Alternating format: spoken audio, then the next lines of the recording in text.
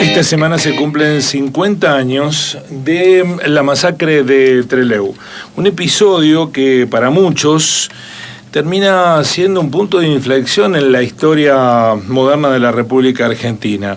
Voy a citar a Luis Duhalde, que fuera secretario de Derechos Humanos durante la gestión de Néstor Kirchner, que aseguró que la masacre de Trelew fue la piedra fundacional del terrorismo de Estado. Bueno, el único sobreviviente de la masacre de Trelew es Fernando Vaca Narvaja, exintegrante de Montoneros, que está en línea con nuestro programa. Florencia Garza y Guillermo Jeremía del programa Así son las cosas de Río Cuarto los saludan. Fernando, gracias por atendernos. Buen día, ¿cómo le va? Bueno, no, por favor, acá estamos. Muchas gracias por llamar a ustedes. En un aniversario nada menos de medio siglo, podemos decir, ¿no? Concretamente, le quiero preguntar si acuerda con esta descripción de Luis Duhalde, si la masacre de Trelew fue la piedra fundacional del terrorismo de Estado, después sobrevino la dictadura más oprobiosa que ha padecido la Argentina a partir de ese episodio. Sí, yo creo que fue un punto de inflexión, sin olvidar que en 1955, para derrocar el gobierno del Perón, del general Perón, hubo un bombardeo a la Plaza de Mayo con cientos de muertos, ¿no? Que al día de hoy no tuvo ninguna causa judicial, ni ningún fiscal, ni ningún juez se dedicó a investigar.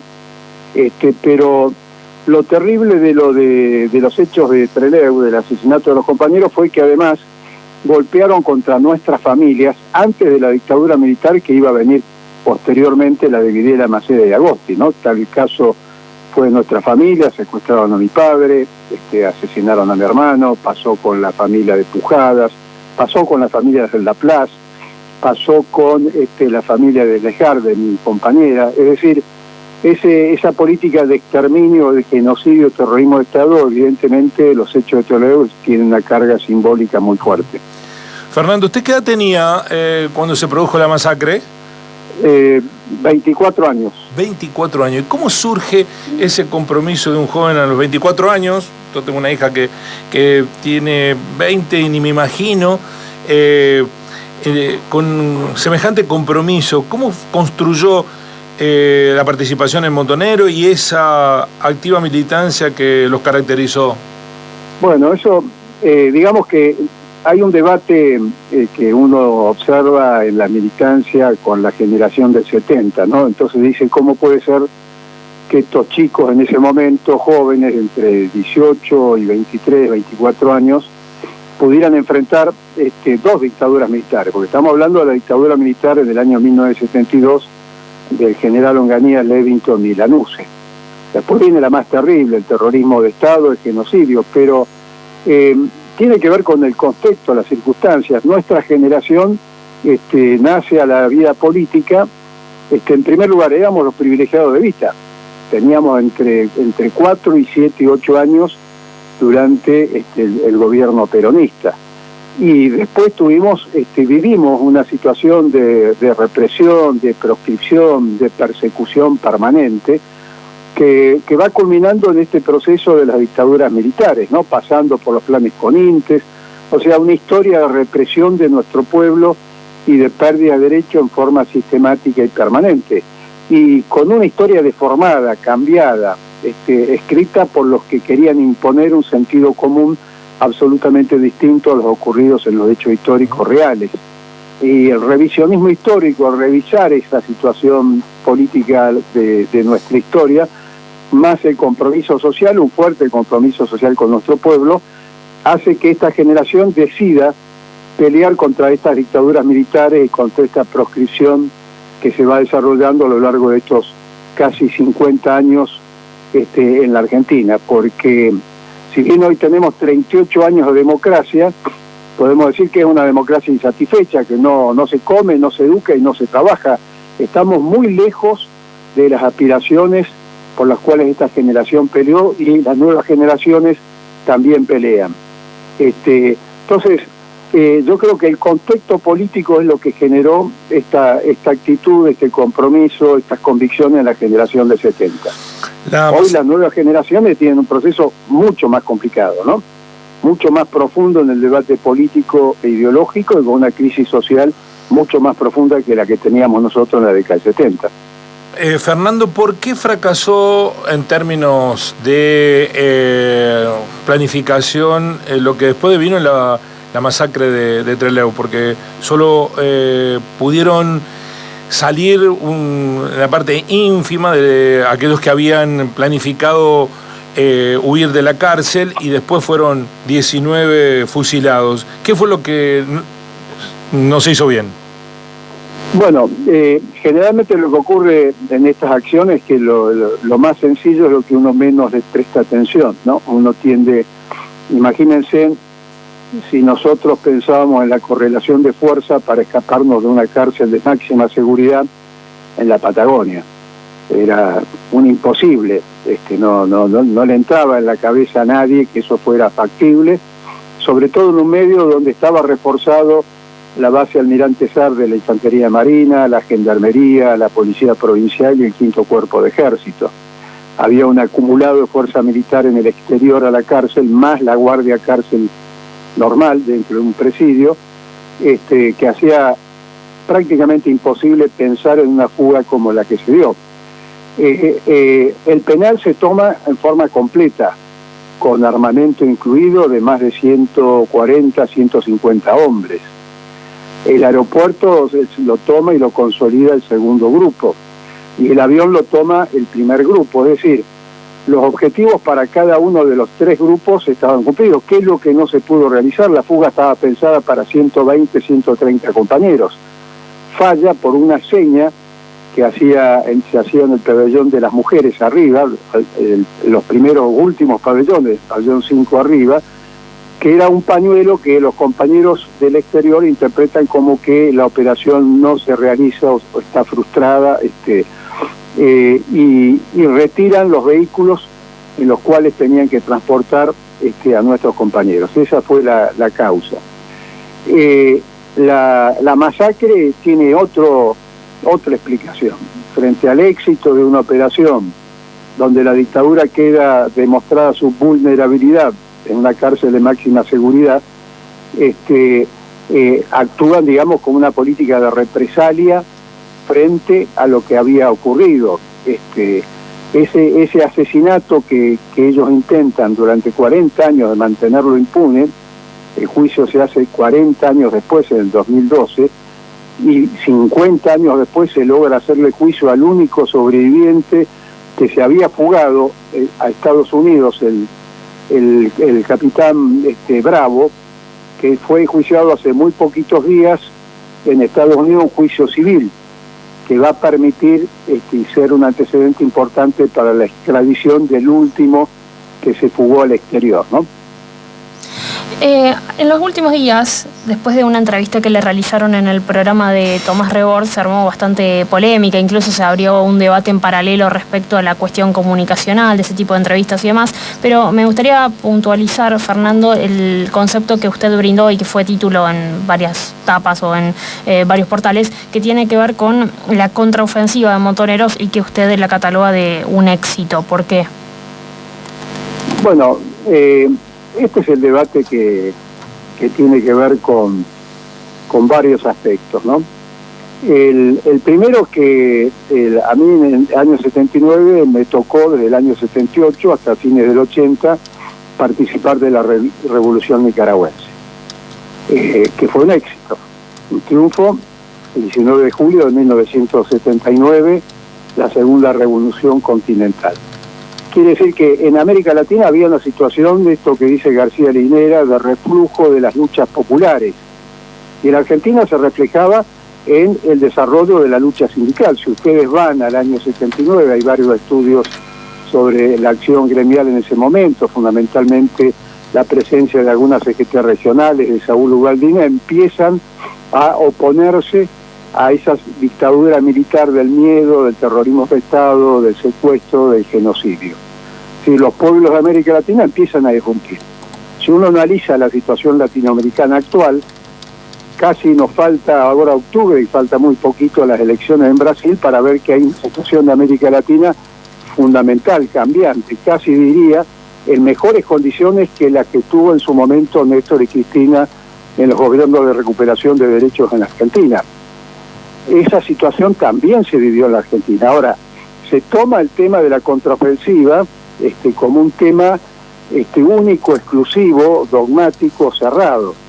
Y si vamos al tema jurídico, Bonadío a nosotros nos enjuició y nos metió preso por la contraofensiva. Tuvo que volver para atrás porque hasta su tribunal superior, si mal no recuerdo, hasta Tabe Irurzun, del Consejo el superior de Bonadío, tuvo que volver para atrás y se fue con un juicio penal, Bonadío, y con un juicio civil. Si ustedes ven el juicio de Campo de Mayo de la contraofensiva, está el abogado, creo que hubo una nota, un reportaje de Pablo Yonto, van a ver ahí también elementos jurídicos muy claros de lo que fue la contraofensiva. Ahora, ustedes saben que estamos en la república del mercado, ¿no?, de la economía, la república de los mentimedios, los multimedios, y en la república del país judicial, que es la pelea política actual que se puede reflejar y ver con claridad, y que tiene un desafío muy importante en el 2023. Bueno, eso es un contenido, ver el tema, esto que se pone el eje en un aspecto parcial y no se ve el conjunto. Eso es lo que se intentó decir. Evidentemente, como el gancho periodístico y los mentimedios han hecho el eje fundamental en eso, bueno, es lo que vos decías recién, lo que ha tenido a nivel de la prensa, ¿no? Estamos dialogando con Fernando Vaca Narvaja, único sobreviviente de la masacre de Trelew. Dos últimas preguntas. Una de un oyente, Juan, que por una cuestión de cercanía, de proximidad, de Río Cuarto, nació en Coronel Moldes. ¿Por qué no se fugó Tosco, el gringo Tosco, en la masacre de Trelew, o en la fuga de Trelew? Tosco no quiso hacerlo, estaba detenido con ustedes. Sí, porque el gringo tenía un rol totalmente distinto al que teníamos nosotros. El gringo era uno de los dirigentes fundamentales del proceso de cambio, de transformación, como lo fue Raimundo Ongaro, como lo fue Atilio López, como lo fueron otros compañeros. También estaban, por ejemplo, los dirigentes sindicales de Citrac-Citran, una fábrica muy importante en Córdoba, o los dirigentes de la FOTIA de Tucumán. Ninguno de los dirigentes sindicales o estudiantiles se fugó con nosotros por razones políticas. Eran compañeros que estaban al frente de las políticas públicas sindicales de masa. Y de hecho pudieron salir antes porque sus procesos era como lo que hoy ocurre con el tema del intento nuevamente de judicializar las protestas sociales, ¿no? Hoy tenemos varios compañeros camioneros, compañeros portuarios en el sur, detenidos con este intento en San Nicolás de judicializar nuevamente la lucha sindical. Bueno, hay una reunión que hace el Roby Santucho y con Marcos Osatinsky, del primer grupo, un compañero del ERB y otro de la FARC, hablan con el gringo, estamos hablando de Agustín Tosco, y le dicen, bueno, la fecha de fuga es esta. El gringo era un tipo grandote, alto, se pone en cuclillas, hace un minuto, un segundo de silencio y dice, bueno, yo obviamente no me voy a fugar, ¿en qué puedo colaborar? Digo, no es fácil tomar una cárcel si no hay un nivel de consenso y de participación del conjunto de los compañeros. Fíjate que no hubo absolutamente ningún problema, salvo la reducción de todo el personal de guardia cárceles, pero con la actitud, el comportamiento de cada uno de los pabellones, tanto de los compañeros que estábamos en las organizaciones armadas como no armadas, hubo una disciplina y un consenso, digamos, en el comportamiento realmente muy bueno. Fernando, lo último, perdió a su padre, a su hermano, se vio obligado a estar exiliado. Hoy cada vez que aparece públicamente hay un sector de la sociedad que lo estigmatiza. ¿Se arrepiente de algo? ¿No ha sido demasiado alto el costo que ha tenido que pagar por su compromiso por defender algunas ideas?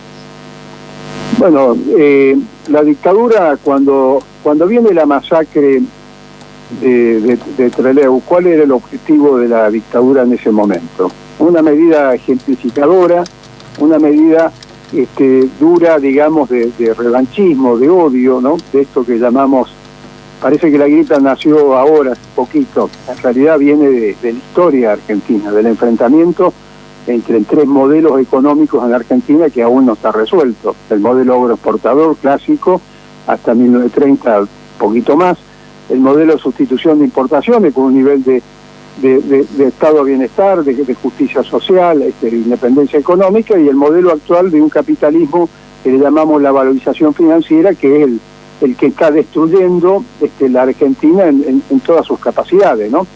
Si uno toma el 74, 73, 72, el índice de pobreza estaba entre 4 y el 8%. Con 38 años de democracia tenemos un índice de pobreza que está en el 43%. Ni hablar de la indigencia, ni hablar que tenemos el 50% de nuestros niños en la Argentina por debajo de la línea de pobreza. Entonces, toda esta situación que después se da, fíjate, después del 72, atacan nuestra familia, o sea, ya no a los compañeros o los combatientes o los guerrilleros, como querramos decirle, atacan nuestras familias en forma directa. ¿Para qué? Para quitarte la voluntad de lucha.